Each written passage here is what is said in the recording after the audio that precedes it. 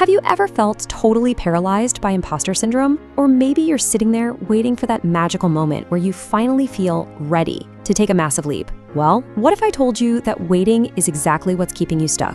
Today, we're totally dismantling everything you thought you knew about building self-confidence. We're talking hard neuroscience, behavioral psychology, and real-world strategies from people who have built empires from scratch. Spoiler alert, the way confidence actually gets built, it's literally the exact opposite of what we've all been taught. Let's get into it. To kick things off, let's look at a powerhouse entrepreneur, Layla Hormozi.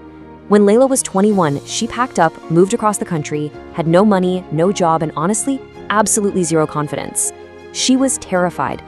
But here's the kicker. She built a massive business empire, not by waiting until she magically felt brave, but by taking action while she was absolutely petrified. Doing it scared.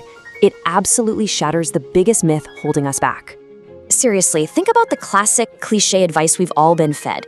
Just believe in yourself. You're supposed to stand in front of a mirror, look yourself dead in the eyes, and repeat these positive affirmations until, poof, you transform into this wildly confident person.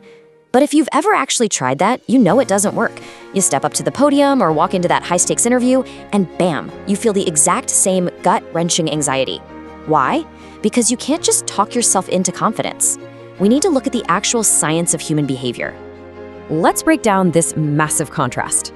The myth is that confidence is something you're born with, or a feeling you need to summon before you can act. The reality? Confidence is a learned psychological state, and action must always come first. Confidence isn't the fuel you need to start the engine. It's the exhaust that comes out after you've been driving for miles. You do the work, and confidence is just the byproduct. Okay, but if that's true, why does taking that first step feel so incredibly hard? Why does it feel like literal life or death? To answer that, we have to look back at our ancestors. Our brains evolved in small tribes, right? Back then, social rejection literally meant death. If you embarrassed yourself and got kicked out of the tribe, you lost your food, your shelter, your protection, you were done. So your brain is hardwired for survival, not success.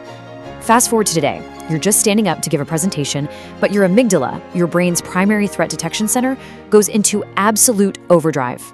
And you know exactly what that feels like. The moment you step into the spotlight, your heart starts pounding out of your chest. Your breathing gets shallow, your muscles tighten up, your mind just goes completely blank. We almost always interpret these signals as a lack of confidence, like a big flashing sign saying, you shouldn't be here. But actually, it's just a normal, perfectly functioning biological reaction to a perceived threat. Your brain literally thinks a tiger is about to eat you. It's doing its job. You just have to teach it that you're not actually in danger.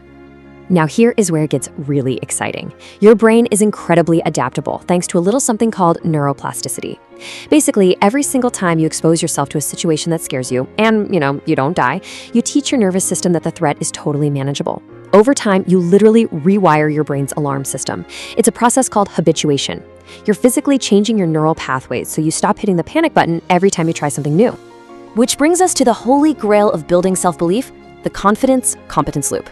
Check out how this works. Step 1 is action. You just do the thing, even while your amygdala is screaming at you to run away. That raw action gives you experience. Over time, that experience builds competence. You actually get better at what you're doing. And then finally, that undeniable confidence generates the genuine, rock-solid confidence you've been chasing. If you wait around to feel confident before you act, you will literally be waiting forever. Okay, so how do we trick ourselves into actually taking that terrifying first step? It all comes down to where you put your focus. You have to stop obsessing over outcome goals.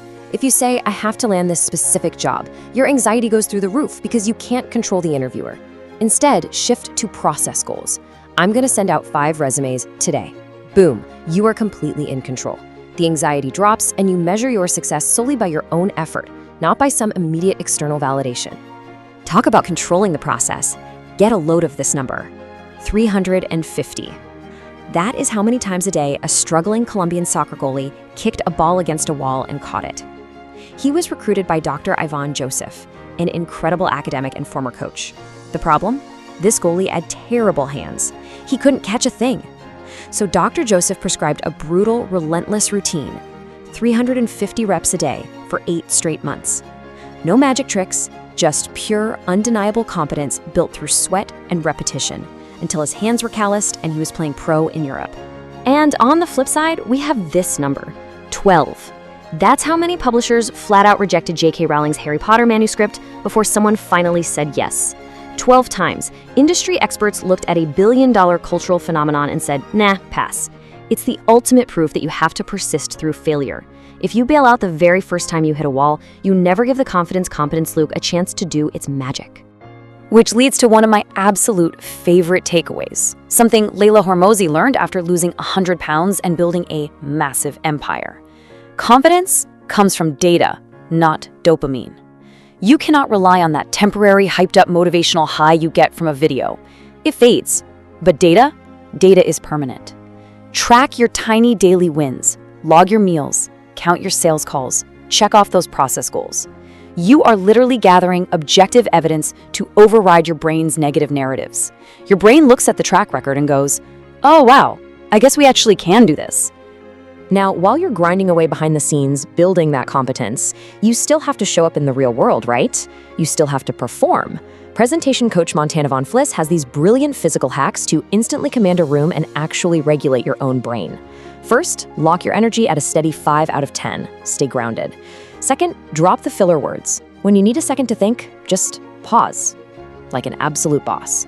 And lastly, fix your posture. A strong, open stance literally sends a signal of safety straight back to your nervous system. But listen, standing tall isn't going to fix everything if your internal monologue is tearing you apart. We all have that harsh, critical voice in our heads. Dr. Ivan Joseph fought back against his by creating powerful, silent sentences.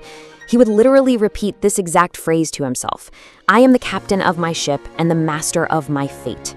In quiet moments, before stepping out, he used it to forge a mental armor against the inevitable critics and haters out there. Or check out this silent sentence from Montana Von Fliss. She used to battle crippling stage fright and suffocating perfectionism. But when she started saying this specific line internally, it flipped a massive switch. Think about what this does. It completely shifts the focus away from her own anxiety. Suddenly, the audience isn't a room full of scary judges, they're friends who need her help. It roots her in a deeper purpose, being of service to others. Okay, but what if taking action still feels utterly paralyzing? Enter the tiny tweaks strategy. The secret here is to shrink the task until it is literally impossible to fail. Layla Hormozi used this exact progression to help her terrified employees master public speaking. She didn't shove them onto a big stage on day one. She had them speak for just 60 seconds on a casual Zoom huddle. Then maybe give 2 quick shout-outs in a meeting. Then run half a meeting. You build momentum through micro wins, and suddenly the massive leap doesn't look so huge anymore. And this doesn't just apply to you, it completely revolutionizes how you lead others. If you're a manager, a coach, or a parent, pay attention to this. Dr. Joseph highlights that obsessively pointing out mistakes completely destroys a person's confidence. If you want to build someone up, you have to catch them doing things right. Praise the specific positive behaviors you want to see them repeat. Positive reinforcement accelerates that confidence loop in other people way faster than constant nitpicking ever could.